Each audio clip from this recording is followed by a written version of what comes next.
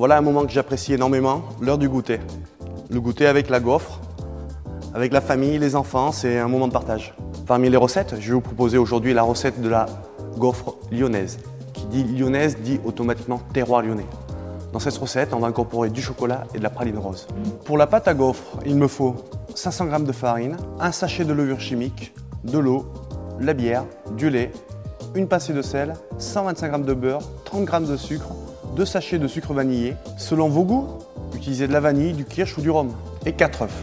Passons à la préparation de la pâte. Pour bien réussir votre pâte à gaufre, c'est très simple. Faites fondre le beurre et laissez tiédir.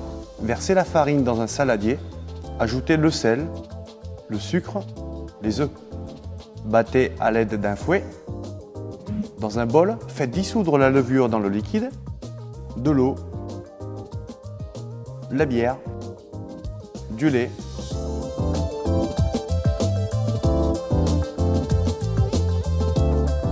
Ajoutez ce mélange dans le saladier ainsi que le beurre fondu. Parfumez selon votre goût. Continuez de battre jusqu'à ce que la pâte soit bien homogène. Cette pâte, elle est vraiment très bonne. Allez, on laisse reposer 30 minutes. Et pour la cuisson des gaufres, positionnez vos plaques dans l'appareil. Ensuite, branchez votre appareil et laissez préchauffer jusqu'à ce que le voyant s'éteigne. Une fois l'appareil préchauffé, graissez légèrement vos plaques sur toute leur surface à l'aide d'un pinceau ou d'un papier absorbant. Utilisez la louche doseuse fournie avec votre appareil. Pensez bien à le remplir, puis versez la pâte en remplissant tous les carreaux des gaufres. Attendez 1 ou 2 secondes que la pâte commence à lever dans la plaque, puis tapissez-la avec le dos de la louche. Fermez l'appareil jusqu'au verrouillage et vous entendrez un petit clic. Dès que le voyant s'éteint, vos gaufres sont prêtes.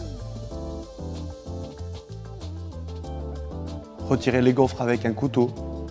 Maintenant que nos gaufres sont prêtes, on va confectionner la sauce chocolat. Il faut 20 cl de crème, 100 g de chocolat, 10 g de cacao en poudre. Faites chauffer la crème. Juste avant l'ébullition, retirez du feu et ajoutez le chocolat déjà coupé en petits morceaux. Quand la sauce est bien homogène, ajoutez le cacao en poudre. C'est le dressage maintenant. Il nous faut la sauce au chocolat et la praline rose. Faites à votre guise, faites comme moi, il faut que ce soit gourmand, bon et joli. Voilà le dessert, très simple, chocolat praline rose, on va se régaler.